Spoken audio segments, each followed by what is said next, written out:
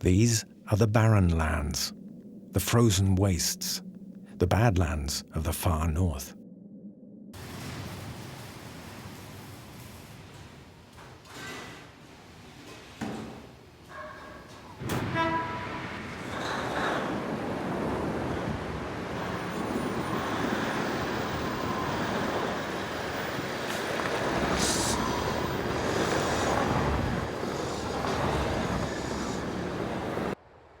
The Canadian Shield is a vast plate of ancient rock.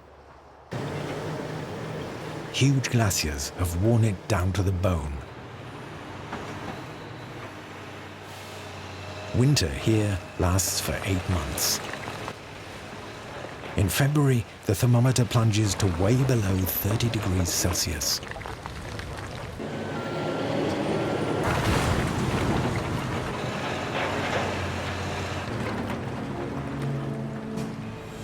There's gold here, and silver, copper, zinc, platinum.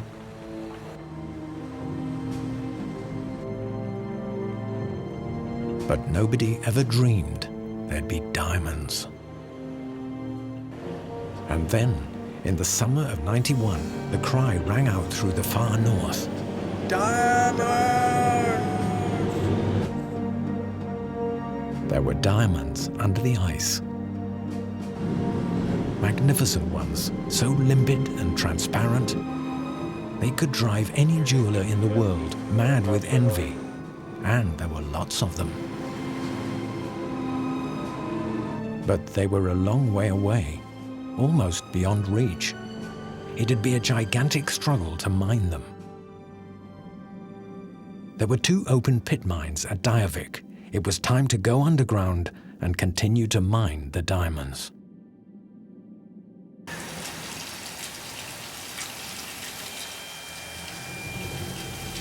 They started off with open pit mining.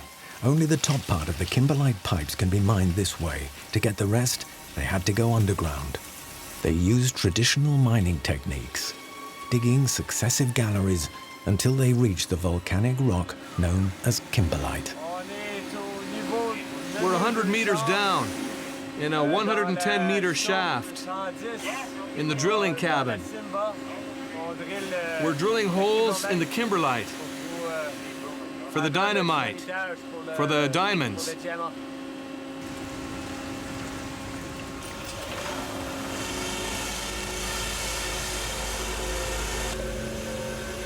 Kimberlite is a brittle volcanic rock, so for safety reasons, there's a metal grate in place to hold the roof up and prevent any rockfall.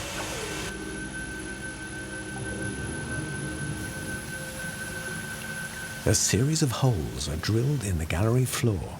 Explosive charges are placed in each of them and set off.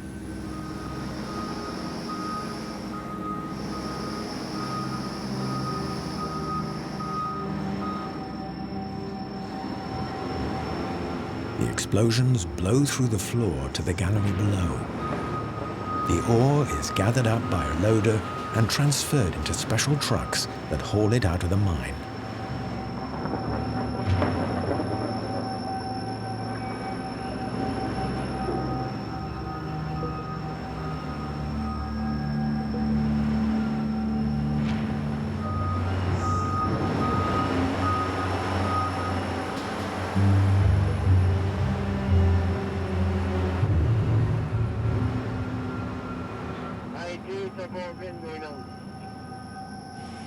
Traffic underground is a difficult business.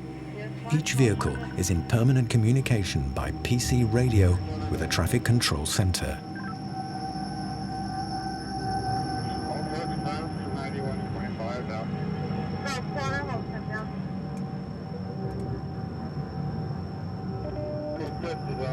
The galleries may be spacious, but there's no room for 2 trucks to pass each other. The loaded truck always has priority. The unloaded one has to pull over and give way in a lay-by dug into the rock wall.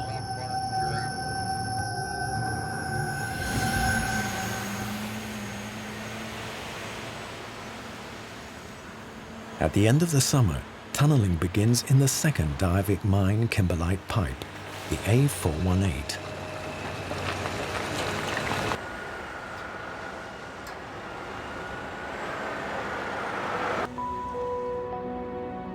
the end of June, the ice has all gone from the lakes, and the whole landscape looks different. 55 million years ago, there were huge trees growing here and giant ferns.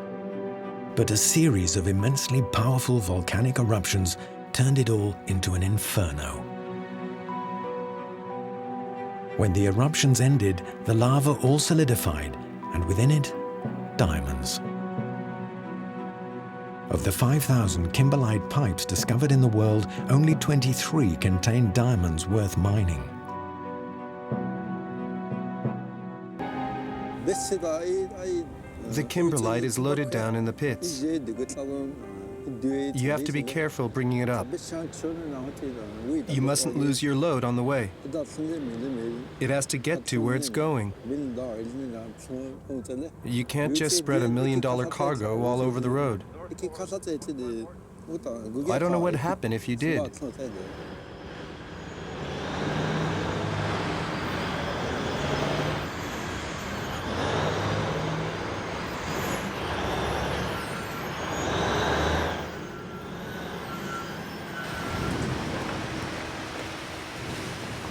The kimberlite is delivered to the hilltop treatment plant a few hundred meters from the mine shafts.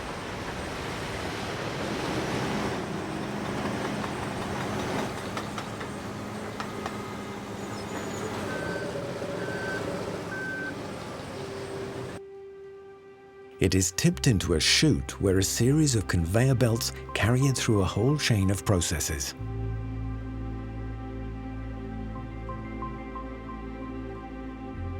Nobody ever touches the kimberlite. The whole procedure is entirely automated. The plant processes up to 2 million tons of ore every year.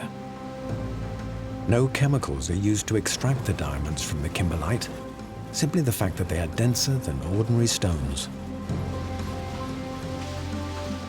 The kimberlite is broken up, sieved, and washed. The diamonds are located by X-ray and extracted by an automatic compressed air system. They leave the mine untouched by human hand.